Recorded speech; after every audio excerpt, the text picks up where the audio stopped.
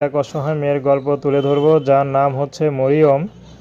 মরিয়মের বিয়ে হয়েছিল, একটি সন্তান আছে, কিন্তু মরিয়মের স্বামী মরিয়মকে ডিভোর্স দিয়ে দিয়েছে। কারণ মরিয়মের স্বামী ম্যানেজার ছিল, তো একটি অফিসের সহকারী ম্যানেজার ছিল। তো তার স্বামী মোটামুটি অবস্থা ভালোই ছিল, কিন্তু মরিয়মের বাবা ছিল খুব গরিব। কিন্তু তার বর্তমানে মরিয়মের বাবা নেই, মা আছে, ছোট একটা ভাই আছে। তো মরিয়মকে পছন্দ করেই তার স্বামী তাকে বিয়ে শাদী করে, কিন্তু হঠাৎ করে তাকে যে ডিভোর্স দিয়ে দিবে তা কখনো কল্পনা করতে পারেনি। তো এখন মরিয়ম ইউটিউবে এসেছে ভালো একটা জীবনসঙ্গীর আশায়, যে তার সুখে দুঃখে পাশে থাকবে, তাকে কখনো ছেড়ে যাবে না। এমন একটা মানুষ পেলে মরিয়ম বিয়ে শাদী করতে রাজি আছে। মরিয়মের ব্যক্তিগত কোনো পছন্দ নেই, ব্যক্তিগত কোনো চাহিদাও নেই।